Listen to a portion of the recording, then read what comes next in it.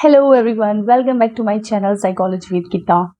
As you all know, research methodology and statistics series चल रही है जिसमें हम UGC net psychology unit 2 discuss कर रहे हैं। ऑलरेडी हम प्रीवियस क्लासेस में ये 2 सेक्शंस कवर कर चुके हैं। इन दोनों सेक्शन में हमने डीप में सब कुछ स्टडी किया है। आज हम डिस्कस करेंगे मेथड्स ऑफ रिसर्च। कौन कौन से मेथड्स होते हैं? क्वालिटेटिव मेथड्स होते हैं रिसर्च के, क्वांटिटेटिव मेथड्स होते हैं। क्वालिटेटिव का मतलब क्या है, क्वांटिटेटिव का मतलब क्या है, वो हम प्रीवियस क्लासेस में डिस्कस कर चुके हैं। आज हम सिर्फ डिस्कस करेंगे मेथड्स कि क्वालिटेटिव मेथड्स में क्या क्या आता है। क्वालिटेटिव मेथड्स में इतने सारे मेथड्स आते हैं। इन सारे मेथड्स को हम वन बाय वन स्टडी करेंगे और देखेंगे कि ये सब किस तरह से काम करते हैं। ये देखिए, ये एक बेसिक चार्ट है जो ये बताता है कि क्वालिटेटिव रिसर्च में क्या क्या चीजें इंक्लूड हो सकती हैं और क्वालिटेटिव रिसर्च में कौन कौन सी चीजें इंक्लूड है, कौन कौन सी मेथड्स इंक्लूड है, ये बता रहा है। तो इसको आप देख लीजिएगा। हम डिस्कस करते हैं वन बाय वन सारे methods. Qualitative research methods in psychology. Qualitative research की जब भी हम बात करते हैं तो हमारे दिमाग में ये आना चाहिए कि हम यहाँ पे जो डेटा कलेक्शन करेंगे वो हम कैसे करेंगे, वो हम करेंगे इमेजेस में। और क्या करेंगे, और यहाँ पे हमारे पास होगी थीम्स, और क्या होगा हमारे पास, यहाँ पे हमारे पास होगा टेक्स्ट।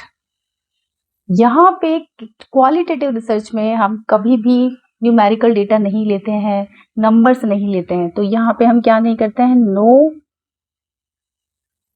न्यूमेरिकल डेटा और नंबर्स हम यहाँ पे नहीं लेते हैं। और यहाँ पे किसी भी तरह का कॉज एंड इफेक्ट नहीं होता है। यहाँ पे क्या नहीं होता है, यहाँ पे मैनिपुलेशन नहीं होता है ना।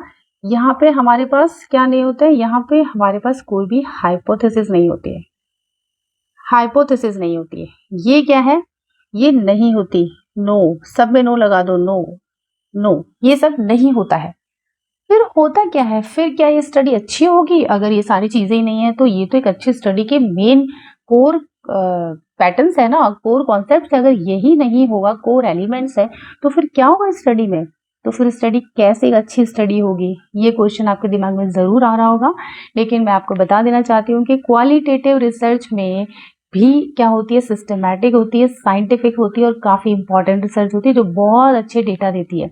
क्वालिटेटिव रिसर्च के बाद में ही हम क्वांटिटेटिव रिसर्च पे जाते हैं, जब हमें ऑलरेडी जो थ्योरी मिल जाती है। अगर हम कहें कि थ्योरी बिल्डिंग किसके बेस पे होती है? थ्योरी बिल्डिंग होती है क्वालिटेटिव रिसर्च पे।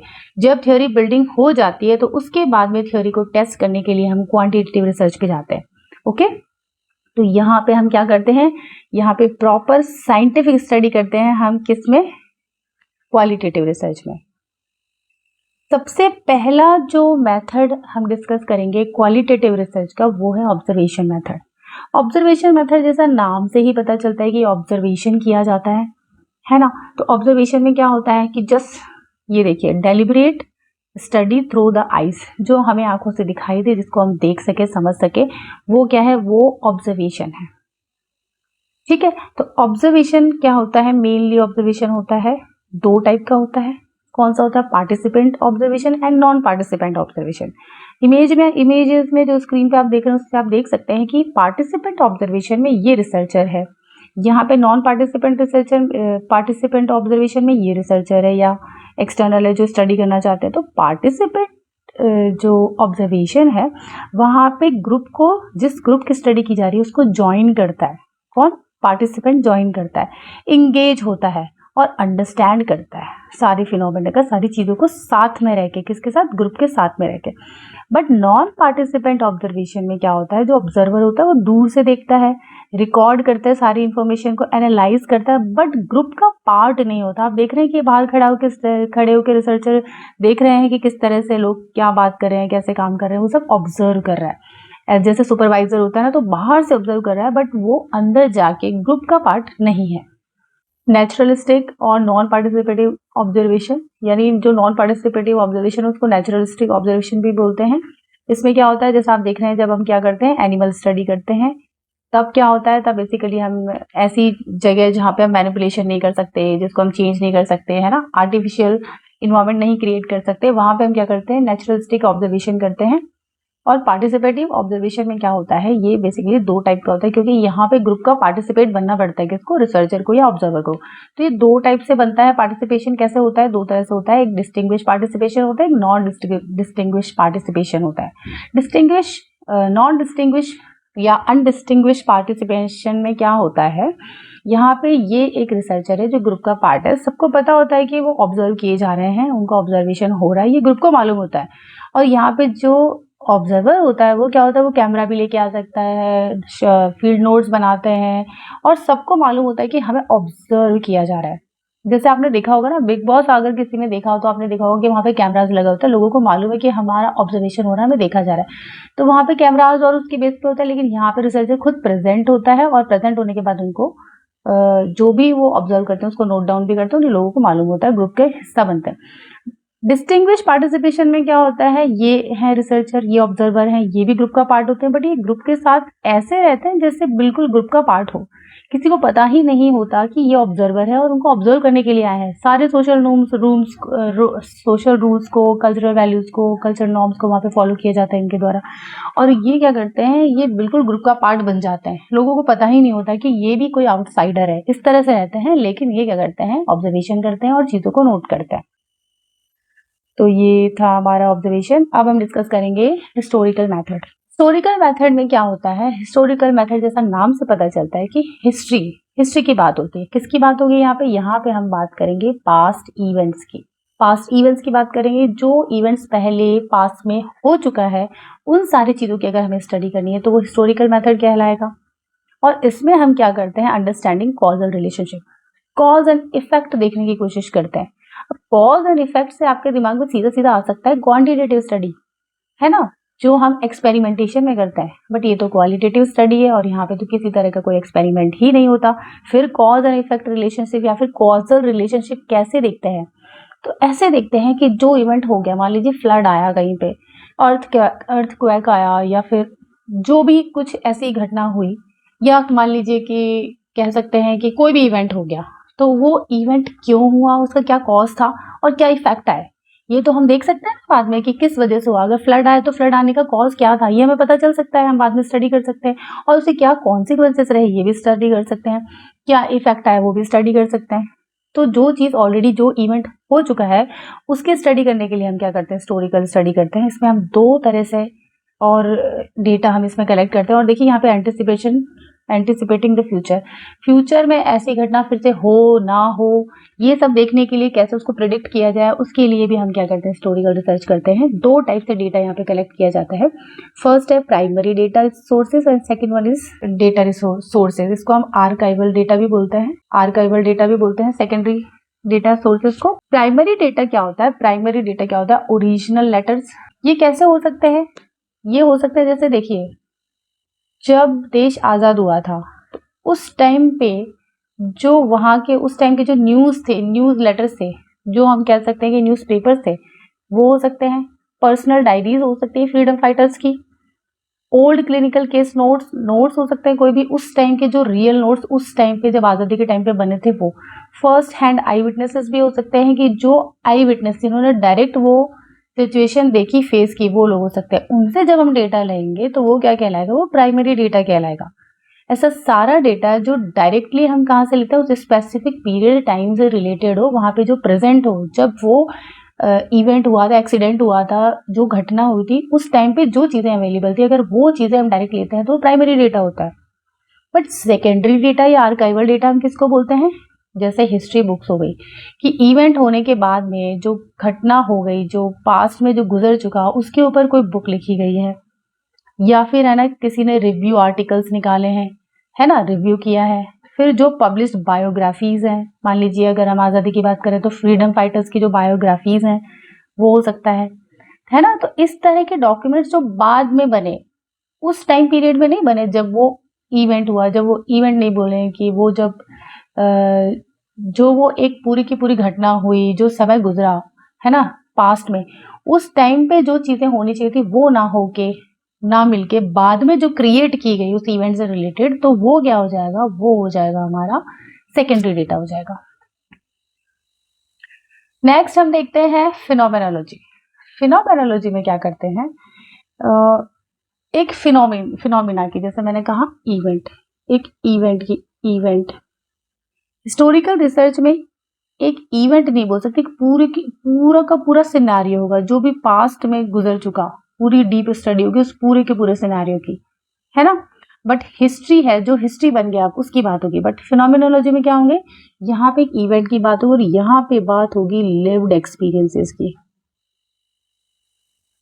लिव्ड एक्सपीरियंसेस की बात होगी। इस बात को बहुत ध्यान से समझिएगा कि यहाँ पे फिनोमिनोलॉजी में लिव्ड एक्सपीरियंसेस की बात हो रही है, जो करंटली हो रहा है, जिसको लोगों ने महसूस किया। ये देखिए आई और ये हमारे सेंसेस दिखा रहे हैं, तो ये सेंसेस बताते हैं कि जो सेंस किया, जो फील किया लोगों ने, उसको हम जब स्टडी करते हैं तो वो फिनोमिना की स्टडी कहलाती है और उसको हम लिव्ड एक्सपीरियंस बोलते हैं। सबसे पहले किन्होंने ये मेथड ढूंढ के निकाला था, एडमंड हर्सल ने ढूंढ के निकाला था, है ना। और ये बात करते हैं डायरेक्ट एक्सपीरियंसेस की, जो डायरेक्ट लोगों ने एक्सपीरियंस किए, वो क्या एक्सपीरियंस थे, उनके ऊपर स्टडी होती है। ये देखिए दो लोग थे जो काम कर रहे थे इस पे भी, तो जो इमैनुअल कांट थे, इन्होंने कहा कि रियलिटी इज स्प्लिट, कि जो रियलिटी होती है ना उसके दो हिस्से होते हैं, एक तो दिखाई देती है और एक दिखाई नहीं देती है, ऐसा इन्होंने बोला, है ना। एक फिनोमिना बोला, एक न्यूमैनन बोला इन्होंने कि जो दिखाई देता और एक ऐसी चीज दिखाई नहीं देती। और जो हर्सल है उन्होंने कहा कि रिजेक्टिंग द स्प्लिट, इन्होंने कहा कि ऐसा कुछ भी नहीं होता, रियलिटी एज अ होल होती है, सारी चीजें होती है उसमें, है ना। तो क्या डायरेक्ट एक्सपीरियंस करते हैं फिनोमिना में, सारी चीजें जो भी फील किया पर्सन ने, जो देखा सुना फील किया, वो सब कुछ यहाँ पे स्टडी किया जाता है। कोर आइडियाज क्या है, phenomenology focuses on direct experience and how things appear to consciousness. Focus किस पे होता है, लिव्ड एक्सपीरियंस पे, मीनिंग ऑफ फिनोमिना पे, कॉन्शियसनेस एंड इंटेंशनलिटी पे स्टडी फोकस होता है ना। की थिंकर्स ये दोनों ही हैं, Immanuel Kant and Edmund Husserl. Purpose क्या है, to understand phenomena as they are lived prior to theories, assumption and abstraction.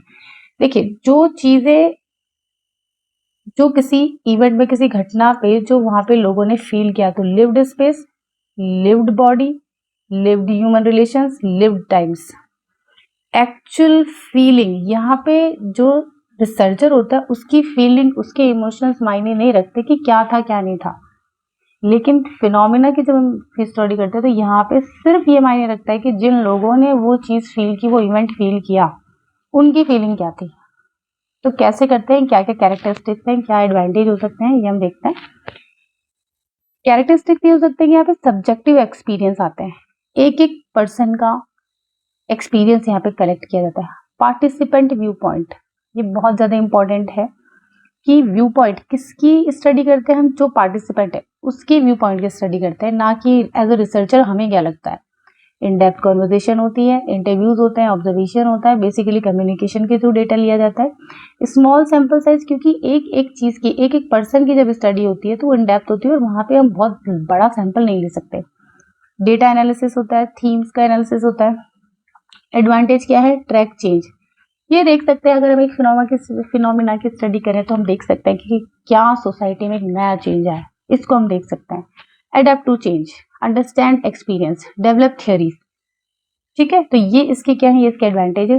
Disadvantage है कि बहुत ज्यादा टाइम कंज्यूमिंग है, हार्डर टू कंट्रोल है, कॉम्प्लेक्स डेटा एनालिसिस होता है और लो क्रेडिबिलिटी होती है, क्योंकि एक एक पर्सन की स्पेसिफिक स्टडी होती है इसलिए। कोर फोकस किस पे होता है, understanding experiences as they are lived, explore meaning from the participant perspective, reveal the essence of phenomena, build knowledge grounded in human experience. Basically main बात है लिव्ड एक्सपीरियंस, मेन एक्सपीरियंस इसकी यहाँ पे study होती है। इसको हम बहुत अच्छे एक एग्जाम्पल से समझते हैं। अभी करंट सिनारियो है जो आप सभी जानते होंगे, सीजेपी प्रोटेस्ट हुआ था बहुत ज्यादा। उस प्रोटेस्ट के अगर हम एक इवेंट फिनोमिना की स्टडी करें तो हम देखेंगे ये जो हुआ था ना, लाठीचार्ज जो हुआ था, जो लाठीचार्ज हुआ था वो काफी ज्यादा उस बारे में बात की गई थी। और ये कॉकरोचेस है, कॉकरोच जिसने जो प्रोटेस्ट किया था वो एक पीसफुल प्रोटेस्ट था, बट उस पीसफुल प्रोटेस्ट में क्या हुआ, उन पे लाठीचार्ज किया गया। तो अब ये एक इवेंट है, एक फिनोमिना, पूरे प्रोटेस्ट को हम यहाँ पे स्टडी नहीं करेंगे, हम स्टडी करेंगे सिर्फ एक फिनोमिना की, है ना। और यहाँ पे हम स्टडी करेंगे लिव्ड एक्सपीरियंसेस की, पर्सनल एक्सपीरियंसेस की, और एक फिनोमिना की, मतलब लाठीचार्ज जो हुआ था उसकी स्टडी कर रहे हैं। तो यहाँ क्या करेंगे स्टडी में क्या करेंगे, जो सर्वाइविंग है, मतलब जिन लोगों ने वो फील किया, उनसे 1 to 1 क्वेश्चन किए जाएंगे कि कैसा फील हुआ, है ना। Felt like from the inside, कैसा फील हुआ जब लाठी चार्ज हुई, आपको कैसा लगा, ऐसे क्वेश्चन पूछे जाएंगे। What the researcher asked, researcher क्या क्या पूछ सकता है, what went through your mind when you heard the first heavy लाठी हिट द फ्लोर। देखिए फीलिंग्स भी जा रहे हैं, ये क्वेश्चंस कैसे हैं, यहाँ पे क्वेश्चंस ऐसे नहीं होंगे कि वाज द लाठी charge legal, how many total cockroaches were injured, ये नहीं होगा। यहाँ पे क्वेश्चन जो होगा वो क्या होगा कि जब पहली लाठी फ्लोर पे गिरी तो आपने क्या फील किया, कैसी फीलिंग आई, क्या डर लगा या जैसा भी रहा, तो वो।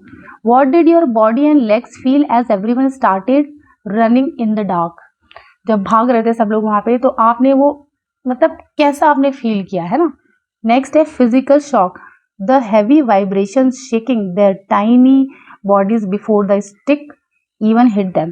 देखिए एक एग्जाम्पल के लिए ये बनाया गया है जिससे कि थोड़ा इंटरेस्टिंग लगे और चीज़ों को समझ में आए, तो ये जस्ट ओरिजिनल कॉकरोचेस पे बना दिया गया, बट कॉन्सेप्ट वही है जो आप सब समझ रहे हैं। तो ये जस्ट फीलिंग अंडरस्टैंड करने के लिए, देखिए किस तरह के क्वेश्चन पूछे जाते हैं, क्या हम एक जो रिसर्चर है जानने की कोशिश करता है फिनोमिना में, वो समझाने के लिए बस ये एग्जाम्पल बनाया गया है।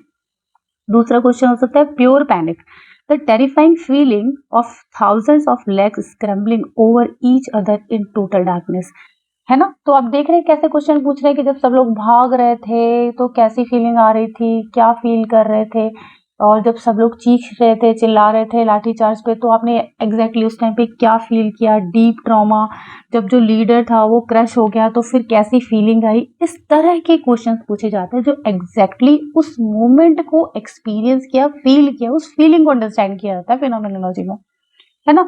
तो यहाँ पे मेन क्वेश्चन क्या होता है, ये नहीं होता वो जैसे हम बात कर चुके कि वॉज द लाठी चार्ज, मतलब लाठी चार्ज लीगल थे क्या, कितने लोग घायल हुए, क्या हुआ, ये नहीं पूछा जाता। पूछा जाता है what did it feel like the actually be there and survive it, कि जो उस मोमेंट पे थे उन लोगों ने एग्जैक्टली क्या फील किया और कैसे वो सर्वाइव किया उन्होंने। इस चीज की स्टडी होती है, किसकी होती है, जो फीलिंग, सेंसेस और इमोशंस की स्टडी होती है, किसमें, फिनोमेनोलॉजी में। नेक्स्ट है इंटरव्यू। इंटरव्यू, जैसे इंटरव्यू में क्या होता है, इंटरव्यू में होता है डायलॉग्स, डायलॉग्स होते हैं और इसमें क्या होता है, 2 पर्सन, मिनिमम 2 पर्सन होने जरूरी है, मोर देन 2 पर्सन भी हो सकते हैं, पूरा पैनल भी हो सकता है जो 1 पर्सन का इंटरव्यू हो और एक ग्रुप का इंटरव्यू भी लिया जा सकता है एक साथ, लेकिन मिनिमम क्या होता है, एटलीस्ट 2 पर्सन का होना जरूरी है जिसमें एक इंटरव्यूअर हो और दूसरा इंटरव्यूई हो, ठीक है। फेस टू फेस इंटरेक्शन होता है, कम्युनिकेशन होता है और बेसिकली डायलॉग्स होते हैं। यहाँ पे एक पर्सन है जो क्वेश्चन पूछता है और दूसरा पर्सन उसका रिस्पॉन्स देता है। 3 टाइप्स के होता है मेनली, स्ट्रक्चर्ड, अनस्ट्रक्चर्ड और the third one is semi structured. Semi structured 3 तरह से होते हैं। टेलीफोनिक इंटरव्यू भी होता है बट मेन जो इसका कोर है वो 3 टाइप से, वो यही टाइप्स हैं, स्ट्रक्चर, अनस्ट्रक्चर और सेमी स्ट्रक्चर। स्ट्रक्चर इंटरव्यू में क्या होता है, क्वेश्चन आयर का एक पूरा सेट होता है जिसके बेस पे क्वेश्चन पूछे जाते हैं। अनस्ट्रक्चर्ड में क्या होता है, कोई क्वेश्चन आयर का सेट नहीं होता, क्वेश्चंस होते ही नहीं हैं। यहाँ पे अपनी मर्जी से क्वेश्चन पूछता है जो इंटरव्यूअर होता है और जो जिस तरह से रिस्पॉन्स देता है, जो रिस्पॉन्डेंट है, जो इंटरव्यूई है, जिस तरह से रिस्पॉन्स देता है उसी बेस पे उससे क्वेश्चन पूछे जाते हैं। सेमी स्ट्रक्चर में क्या होता है, कुछ क्वेश्चन स्ट्रक्चर्ड होते हैं और कुछ होते हैं जो अपनी मर्जी से एक्स्ट्रा क्वेश्चन इंटरव्यूअर पूछता है, ठीक है। टेलीफोनिक इंटरव्यू भी हो सकता है जो फोन पे होता है, बट मेनली कितने टाइप्स के हैं, स्ट्रक्चर्ड, अनस्ट्रक्चर्ड और semi structure. Focus group, focus group भी बहुत ज्यादा इंटरेस्टिंग है। फोकस ग्रुप स्टडी जो हम करते हैं तो वो हम किस लिए करते हैं, हम करते हैं फोकस ग्रुप स्टडी मार्केटिंग के लिए, पॉलिसी मेकिंग के लिए। जब क्या करते हैं, पॉलिसी मेकिंग करना चाहते हैं या फिर मार्केटिंग स्टडी करना चाहते हैं तब हम बेसिकली क्या करते हैं, फोकस ग्रुप स्टडी करते हैं।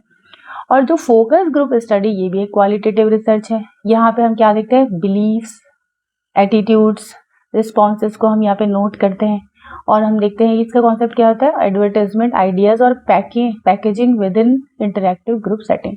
जैसा कि हमने कहा कि मार्केटिंग के लिए, पॉलिसी मेकिंग के लिए, एडवर्टाइजमेंट के लिए क्या करते हैं, यहाँ पे फोकस ग्रुप किया जाता है। फोकस ग्रुप इंटरव्यू जब करते हैं तो उसका स्टैंडर्ड साइज होता है, नंबर होता है पर्सन का 8 to 12 और 4 to 5। अगर स्मॉल ग्रुप है तो 4 to 5 पर्सन होना जरूरी है और अगर थोड़ा लार्ज ग्रुप है तो फिर वहां पे 8 से 12 लोग एटलीस्ट होने चाहिए, तभी जाके वो फोकस ग्रुप इंटरव्यू होता है। ठीक है। तो यहाँ पे मेन फोकस किस पे होता है, यहाँ पे देखिए हम इसको एग्जाम्पल से समझते हैं। इसके पूरा एक स्टेप बाय स्टेप प्रोसेस होता है। इसमें पहले हम स्टेप देख लेते हैं कि फर्स्ट होता है प्लानिंग। प्लानिंग की जाती है कि कैसे फोकस ग्रुप में क्या क्या चीज़ें पूछी जाएगी, कौन से क्वेश्चंस रखे जाएंगे, किस क्राइटेरिया पे बात करनी है ना, participant criteria and select the right location time, सारी चीज़ें ये प्लानिंग हो गई फर्स्ट स्टेज। सेकंड हो जाएगा जिसमें क्या होगा, आइडेंटिफाई पोटेंशियल पार्टिसिपेंट्स ढूंढे जाएंगे, इनवाइट किया जाएगा उनको। थर्ड में क्या होगा, प्रिपेयर मटेरियल देखा जाएगा कि उनको किन की चीज़ों की ज़रूरत है। जब फोकस ग्रुप करते हैं तो उसमें 8 से 12 लोगों को एक जगह बिठा दिया जाता है और एक जगह बिठाने के बाद उनके साथ ग्रुप डिस्कशन होता है जिसमें एक मॉडरेटर भी होता है। जैसे ये है तो ये क्या है, एक लीडर जैसे बोल सकते हैं ना, वैसे एक मॉडरेटर होता है।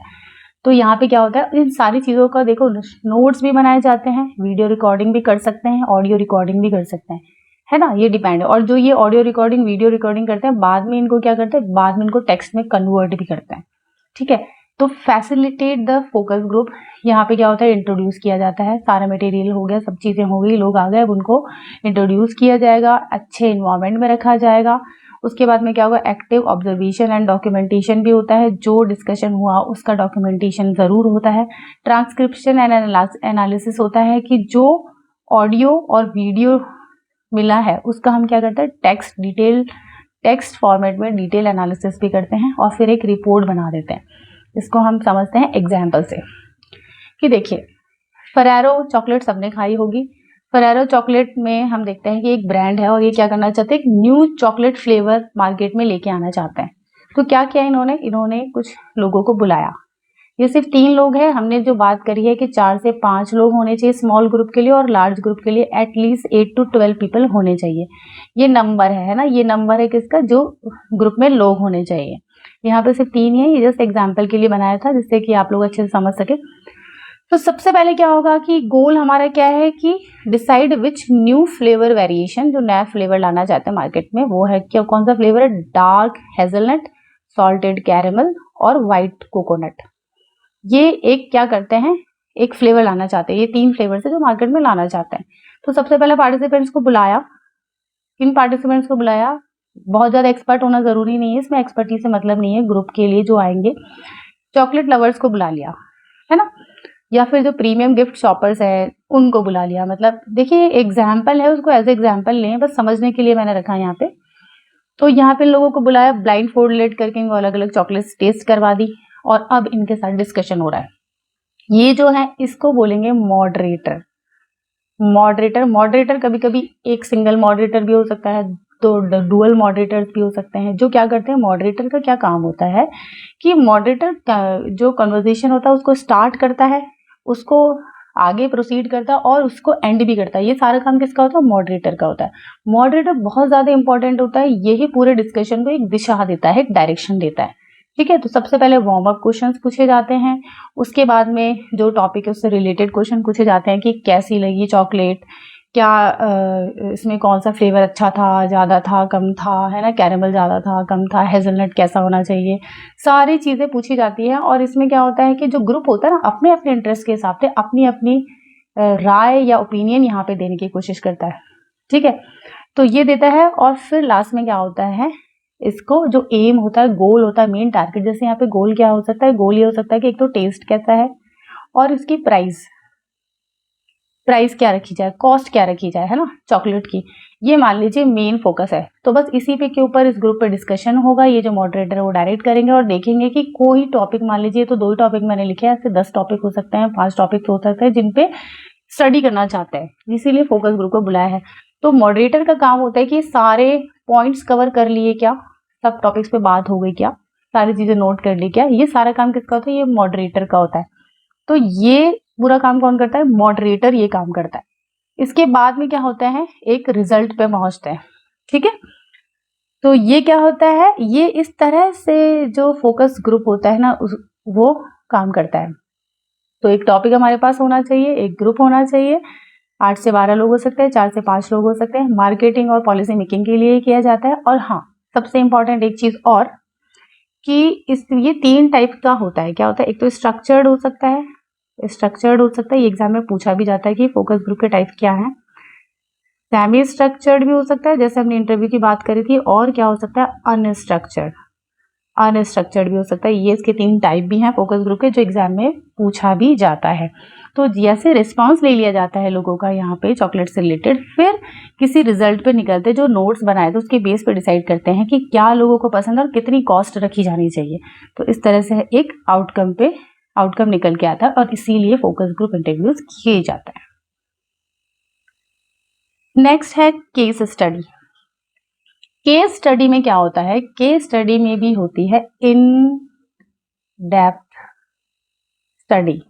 इन डेप्थ स्टडी होती है केस स्टडी में। केस स्टडी में क्या होता है, इन डेप्थ स्टडी होती है। और केस स्टडी क्या होता है, the case study is flexible qualitative research method that accepts all methods of data collection. It is an empirical inquiry that investigates contemporary phenomena within their real life context.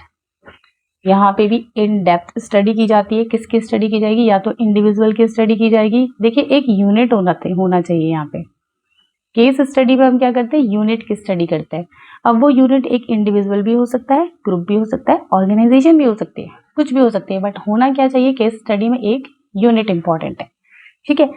Focus क्या होता है यहाँ पे, primary focus on the overall situation of an event, situation और phenomena की study करना होता है, बट डीप स्टडी होती है। ट्रायंगुलेशन क्या होता है, ट्रायंगुलेशन में हम जो डेटा कलेक्शन का मेथड है, जिसमें क्वालिटेटिव डेटा, क्वांटिटेटिव डेटा, जिस तरह से भी डेटा मिलता है ना, जैसा भी डेटा मिलता है सभी तरह का डेटा लिया जाता है इसमें केस स्टडी मेथड में।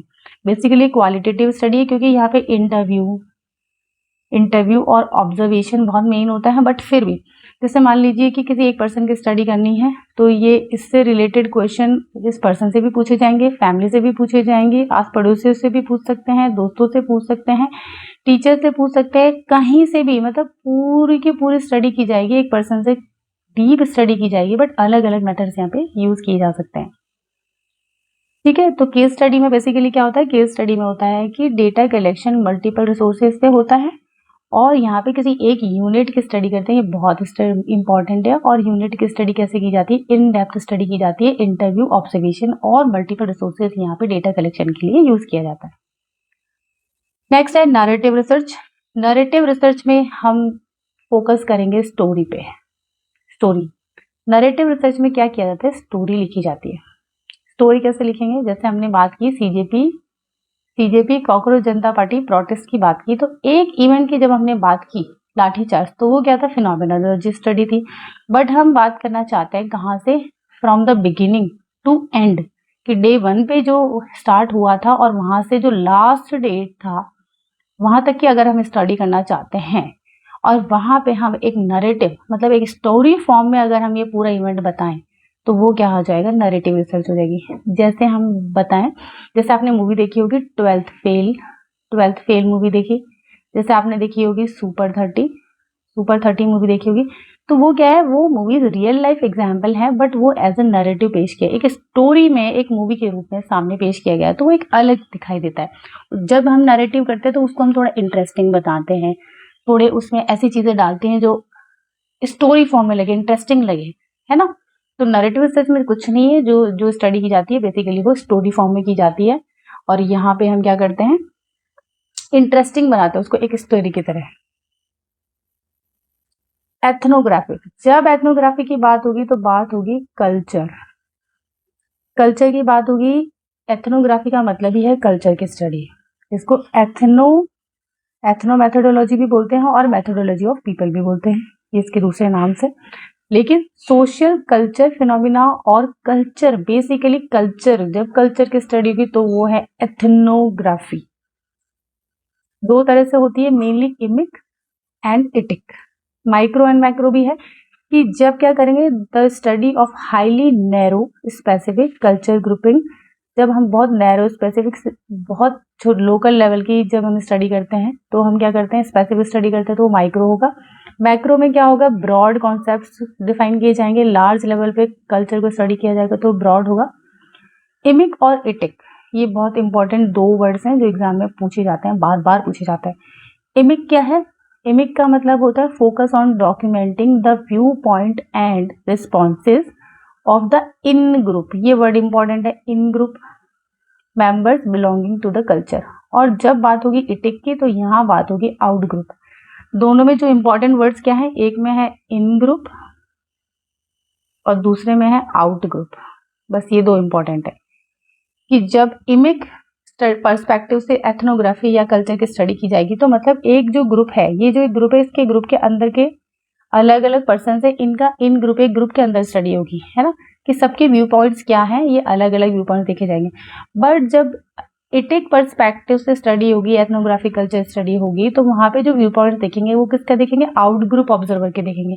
कि एक ऑब्जर्वर होगा, दो ग्रुप्स हैं, दोनों ग्रुप्स को कौन ऑब्जर्व कर रहा है, ये थर्ड पर्सन ऑब्जर्व कर रहा है ना। तो जब थर्ड पर्सन जिसका कोई लेना देना नहीं है, वो आउटसाइडर है, वो जब स्टडी करता है दो अलग अलग ग्रुप्स की, दो अलग अलग कल्चर की, तो वो क्या हो जाता है, वो आउट ग्रुप हो जाता है। Grounded theory. Grounded theory is a qualitative research, but यहाँ पे सिर्फ हम क्वालिटेटिव डेटा ही नहीं लेते हैं, यहाँ पे हम क्वांटिटेटिव डेटा भी लेते हैं, क्योंकि मल्टीपल रिसोर्सेज से डेटा लेते हैं, क्योंकि हम यहाँ पे चाहते हैं सैचुरेशन पॉइंट पे पहुंचना। हम क्या चाहते हैं, हम यहाँ पे चाहते हैं सैचुरेशन। सैचुरेशन का मतलब क्या है कि ऐसे स्टेज पे पहुंचना जहां तक डेटा कलेक्शन करते करते, जहां तक पहुंचने के बाद अब कुछ भी और स्टडी करने की जरूरत ना पड़े। मतलब बिल्कुल ग्राउंड लेवल पे, रूट लेवल पे डीप स्टडी करते हैं और एक न्यू थ्योरी बनाते हैं। ठीक है, तो इसमें क्या होता है, grounded theory is a qualitative research approach aimed at the generation of the theory based on the systematic collection and interpretation of data from multiple resources। multiple resources से हम यहाँ पे क्या करते हैं, डेटा लेने की कोशिश करते हैं, such as field notes लेते हैं, इंटरव्यूज हो सकते हैं, वीडियो रिकॉर्डिंग्स होती है। और ये किसने डेवलप किया है, डेवलप किया है ग्लेजर एंड स्ट्रॉस ने। दो लोग थे जो पहले साथ में काम कर रहे थे, बाद में ये दोनों अलग अलग हो गए। इन्होंने अपनी अपनी थ्योरीज दी 1960 में, लेकिन फिर भी वो थ्योरीज में क्या था, सेम कॉन्सेप्ट दिया, बस नाम अलग अलग दे दिए। ठीक है, तो ग्राउंडेड थ्योरी में हम क्या करते हैं, ग्राउंडेड थ्योरी स्टार्ट होती है डेटा कलेक्शन से, कि सबसे पहले हमने डेटा कलेक्शन किया। और ये एक साइकिल है, ये एक साइकिल है जो ऐसे चलता रहता है, जो कंटिन्यूअस चलता रहता है, स्टॉप नहीं होता। और ऐसे मोमेंट पे जाके स्टॉप होता है जब सैचुरेशन पॉइंट आ जाता है कि अब कुछ भी और ज्यादा स्कोप नहीं है इस स्टडी में ढूंढने के लिए, ऐसे स्टेज पे जाके रुकता है। ठीक है, तो सबसे पहले हम डेटा कलेक्शन करते हैं, फिर हम इंटरप्रिटेशन करते हैं टेक्स्ट का, और फिर उन्हें कैटेगराइज करते हैं, और फिर एनालाइज करते हैं रिलेशनशिप, और तब हम बनाते हैं एक थ्योरी। ऐसा हम क्यों करते हैं, इतने डीप स्टडी हम क्यों करते हैं, जिससे कि क्यों करते हैं, क्योंकि एक हम अच्छी थ्योरी बनाना चाहते हैं, लेकिन ये थ्योरी क्या होती है, हाईली सिस्टमेटिक होती है, स्टेप बाय स्टेप प्रोसेस होते हैं इसमें। थ्योरेटिकल सेंसिटिविटी इनहांस करने के लिए हम ऐसा करते हैं, कॉन्सेप्चुअल आइडियाज डिस्कवर करते हैं। और यहाँ पे क्या करते हैं, मेन कंसर्न क्या होता है, continually try to resolve them, generating concepts application regardless of the time and place. तो अच्छे कॉन्सेप्ट्स, अच्छी थ्योरी बनाने के लिए हम क्या करते हैं, इस तरह की स्टडी करते हैं। क्या सिग्निफिकेंस है ग्राउंडेड थ्योरी का, कि ये एक इंडक्टिव रिसर्च, इंडक्टिव टाइप की रिसर्च। इंडक्टिव क्या होता है, जहाँ पे हम स्पेसिफिक अलग अलग स्पेसिफिक इंफॉर्मेशन को लेके कंबाइंड करते हैं और एक न्यू थ्योरी बनाते हैं। मतलब स्पेसिफिक टू जनरल, ऐसी थ्योरी बनाते हैं जो जनरलाइज भी की जा सके। ठीक है, तो ये इंडक्टिव रिसर्च की जैसी रिसर्च है। और इसमें क्या होता है, building upward from observation to theory, वही है स्पेसिफिक टू जर्नल जाते हैं, because data is constantly systematically verified against multiple resources, it increases the overall reliability and validity of the qualitative research. Okay, ये देखिए दो लोग हैं, ग्लेजर और दूसरे कौन है, स्ट्रॉस। ग्लेजर एंड स्ट्रॉस है जो दोनों साथ में काम कर रहे थे, बाद में दोनों स्प्लिट हो गए, बट इन्होंने अपनी अपनी अलग अलग थियरीज दे दी। दोनों थे क्या, आप देखेंगे नाम अलग अलग है। जैसे यहाँ पे सब्सटेंटिव कोडिंग, जिसके इन्होंने दो पार्ट्स बता दिए, open coding and selective coding. जब हम ग्राउंडेड थ्योरी की बात करते हैं तो कोडिंग की बात करते हैं, क्योंकि वहाँ पे जो हम डेटा लेते हैं उसको अलग अलग कोड करते हैं, उसके बाद में हम थ्योरी तक पहुँचते हैं। और लास्ट में इन्होंने बताया थियोरिटिकल कोडिंग। स्ट्रॉस ने बताया ओपन कोडिंग होगी सबसे पहले, फिर एक्सियल कोडिंग होगी, सेलेक्टिव कोडिंग होगी। अब ये कोडिंग क्या है, देखिए दोनों के नाम अलग है बट है सेम प्रोसेस। क्या प्रोसेस है, ये हम यहाँ पे देखते हैं कि सबसे पहले क्या करते हैं, सबसे पहले ग्राउंडेड थ्योरी में, क्योंकि एक क्वालिटेटिव स्टडी है, डेटा तो हम यहाँ क्वांटिटेटिव भी ले लेते हैं, लेकिन ये क्या है, स्टडी प्योरली क्वालिटेटिव है, क्योंकि यहाँ पे मेन डेटा लिया जाता है ऑब्जर्वेशन से और इंटरव्यू से। और सबसे पहला स्टेप होता है गैदरिंग इन्फॉर्मेशन। कैसे गैदर करेंगे information, collect data through interview, field notes and documents. Observation कर सकते हैं, इंटरव्यू कर सकते हैं, फील्ड नोट्स ले सकते हैं, डॉक्यूमेंट जो हमारे पास है उनके बेस पे डेटा लेना है, बस डेटा गैदर करना है। वो मल्टीपल रिसोर्सेज से कर सकते हैं, कैसे भी करें। तो फर्स्ट स्टेज हमारी क्या होगी? फर्स्ट स्टेज हमारी होगी डेटा कलेक्शन। सबसे पहली स्टेज है डेटा कलेक्शन। सेकंड स्टेज क्या है? Label concepts. लेबल कॉन्सेप्ट्स का मतलब क्या होगा? यहाँ पे अब हम क्या करेंगे? कोडिंग स्टार्ट करेंगे, और ये वही है ओपन कोडिंग या लेबलिंग, है ना। तो लेबलिंग बोल सकते हैं, या फिर हम इसे सेकंड स्टेज को बोल सकते हैं ओपन कोडिंग। ये सेकंड स्टेज हो गई। यहाँ पे हम क्या करते हैं? Give every piece of data simple name. जैसे मान लीजिए, इसको एक सिंपल एग्जाम्पल से मैं बताती हूँ कि सपोज कीजिए हम क्या करें, जैसे कॉन्सेप्ट बिल्डिंग में हम पढ़ते हैं कि जैसे एक हो गया फ्रूट, एक हो गया वेजिटेबल हो गया, और क्या हो गया? और हम ले सकते हैं ग्रेन्स, है ना। ये समझने के लिए मैं ये एग्जाम्पल दे रही हूँ, है ना, जिससे कि जल्दी समझ में आ जाए चीजें। जैसे लेबलिंग कॉन्सेप्ट या फिर ओपन कोडिंग में क्या होगा? जैसे यहाँ पे लिखा हुआ है कि give every piece of data a simple name. तो अगर मेरे पास यहाँ पे एक मैंगो है, एक बनाना है, एप्पल है, ग्रेप्स है, ये अलग अलग मुझे क्या मिले? फ्रूट्स मिले, ये अलग अलग फ्रूट्स मिले। तो हर एक फ्रूट को मैं यहाँ पे नाम दे दूंगी फ्रूट। एक क्या कर रहे हैं हम? लेबल कर रहे हैं ना। तो मैंगो को मैंने लिख दिया फ्रूट, बनाना को भी लिख दिया फ्रूट, एप्पल को लिख दिया फ्रूट, ग्रेप्स को भी लिख दिया फ्रूट। इस तरह से क्या हुआ? इस तरह से अलग अलग लेबलिंग कर दी। यहाँ पे जो जिस कैटेगरी के हैं उसमें हमने क्या किया? लेबलिंग कर दी। बट यहाँ पे स्पेसिफिक लेबलिंग होती है सेकंड स्टेज में, कि हर चीज को हम क्या करेंगे? सिंपल नेम से, एक सिंपल नेम से हमने उसको बना दिया। अब क्या होगा इसके बाद में हमारा ओपन कोडिंग हो गई, और ओपन कोडिंग हो गई, लेबलिंग हो गई, कैटेगराइजेशन हो गया, यहाँ पे हमने अलग अलग कर दिया। अब axial coding, concept connect codes जो होता है ना, ये हमारी होती है एक्सियल कोडिंग। इसको हम और क्या बोलते हैं? इसको हम बोलते हैं एक्सियल कोडिंग। कनेक्ट कोड्स को हम बोलते हैं एक्सियल कोडिंग, और इसमें क्या करते हैं? हम रिलेशनशिप बिटवीन कैटेगरीज देखते हैं, फाइंड रिलेशनशिप, है ना, पैटर्न देखते हैं किसमें? कैटेगरीज में। जैसे बहुत सारे यहाँ पे हमने देखा कि ये सब क्या है? मैंगो, बनाना, एप्पल, ग्रेप्स, ये सब क्या है? फ्रूट है। तो हमने एक रिलेशनशिप देख लिया कि चार चीजें जो हमने हमने हमने यहाँ पे लेबल करी है ना, तो ये अलग अलग चार चीजें नहीं है, ये सब तो एक ही कैटेगरी में आती है। तो एक्सियल कोडिंग में हम क्या करते हैं? इन सबके बीच में रिलेशनशिप देखते हैं। अब जैसे हमने देखा ये चारों चीजें एक ही रिलेशनशिप फॉलो करती है, इन सब में रिलेशनशिप सेम है फ्रूट का, तो हम इनको क्या करेंगे? अब ये जैसे इमोशन है ना, वैसे हमने इसको क्या किया? फ्रूट की कैटेगरी में बहुत सारी चीजें ऑलरेडी इंक्लूड है, तो हमने इसको एक कैटेगरी में डाल दिया।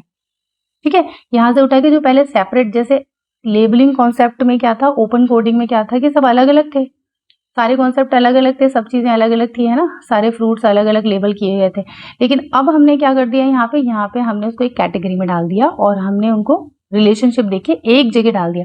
जैसे इमोशन से अलग अलग फियर है, हैप्पीनेस है ना। जो डेटा गैदर किया तो हमें पता चला कि अलग अलग इमोशंस की हमें, है ना, डेटा मिला है। हैप्पीनेस, एंशियस का मिल गया, फियर का मिल गया। तो उन सबको पहले हमने लेबलिंग कर दी, और फिर लेबल करने के बाद लास्ट में हमने एक कैटेगरी बना दी इमोशन की, इसमें ये सारी चीजें डाल दी। तो देख रहे हैं आप कैसे समराइज हो गया यहाँ पे। फिर यहाँ से क्या होता है? जो लास्ट स्टेज आती है, फोर्थ स्टेज, जिसको हम बोलते हैं find the core story. Find the core story, इसमें हम क्या करते हैं? इसको हम बोलते हैं सेलेक्टिव कोडिंग भी बोलते हैं, सेलेक्टिव कोडिंग। ये लास्ट स्टेज है, इसको हम सेलेक्टिव कोडिंग भी बोलते हैं। यहाँ पे हम क्या करते हैं? अब यहाँ पे हम सेलेक्ट करते हैं, select the main overarching theme ढूंढने की कोशिश करते हैं हम यहाँ पे, और जो हमारा डेटा मिला है ना उसे हम एक्सप्लेन करते हैं कि अभी यहाँ पे हमने पहले सबको अलग अलग लेबल किया, डेटा कलेक्शन किया, लेबल किया, उसके बाद में हमने कैटेगरीज बना दी, एक कैटेगरी में डाल दिया। अब हम देखते हैं कि ये जो हमारी बहुत सारी कैटेगरीज हमें मिल गई है, ये सब मिलके क्या बनाती है? क्या कोई थीम बना पा रही है? क्या कोई थ्योरी बन रही है इससे? क्या हम कुछ एक कॉन्सेप्ट बना सकते हैं? तो ये हमें कैसे पता चलता है? ये हमें जैसे देखिए सारी अलग अलग है, इंटरनेट है, इमोशन, प्रोसेस, कनेक्ट, कॉन्टेक्स्ट और एक्शन, ये सब मिलके ये एक थ्योरी बना रही है, एक थीम हमें मिल रही है इन सबसे, है ना। तो ये क्या होता है? ये एक प्रोसेस हो गया, लेकिन ये प्रोसेस खत्म नहीं होता। ये प्रोसेस एक बार स्टार्ट होके यहाँ तक पहुंचा, फिर दोबारा सेम प्रोसेस होता है, फिर से हम डेटा लेते हैं, फिर हम ये सारे स्टेप्स फॉलो करते हैं, फिर थर्ड टाइम फिर से हम डेटा लेते हैं, फिर स्टेप फॉलो करते हैं, फिर फोर्थ टाइम। तो ये साइकिल है, और ये प्रोसेस है जो कंटिन्यूअसली चलता रहता है। और ऐसा करने से क्या होता है, ऐसा करने से हमें डीप नॉलेज मिलती है और हम बिल्कुल रूट्स तक चले जाते हैं, बिल्कुल डीप इंफॉर्मेशन मिल जाती है, सैचुरेशन पॉइंट आ जाता है। आखिर लास्ट में पूरे वर्ड की स्टडी हम इसमें कर देते हैं, इतना डीप स्टडी कर देते हैं कि लास्ट में एक सैचुरेशन पॉइंट आता है और हमें लगता है कि अब हम इसमें कुछ भी ढूंढ नहीं निकाल सकते, तब जाके हम वहाँ पे रुकते हैं और एक ग्राउंडेड थ्योरी कंप्लीट होती है। तो आप देख रहे हैं कि ये थ्योरी, ये प्रोसेस कितना ज़्यादा डीप है और कितनी अच्छी इन्फॉर्मेशन यहाँ पे मिल सकती है, क्योंकि अलग अलग तरीके से मल्टीपल रिसोर्सेज से डेटा लेते हैं, उनको लेबल करते हैं, कोड करते हैं, कैटेगरीज में डालते हैं और फिर हम एक नई थ्योरी बनाते हैं और एक साइकिल के रूप में चलता रहता है। इसको हम बोलते हैं ग्राउंडेड थ्योरी। ये जो आपने देखा था, तो ये सेम वही 4 प्रोसेस है जो हमने यहाँ पे देखे। यही वाला एक सर्कल है और यही सारे प्रोसेस है, 1 2 3 और ये 4 वही सारे हैं जो यहाँ पे अलग अलग नाम से दिए गए हैं, बट है सेम प्रोसेस, इसमें कोई भी डिफरेंस नहीं है। ठीक है। If you found this class is helpful, please take a moment to like the video and share it with your fellow learners. Your support keeps us going. Join our Telegram channel for notes and regular updates. See you in the next video. Thank you for watching.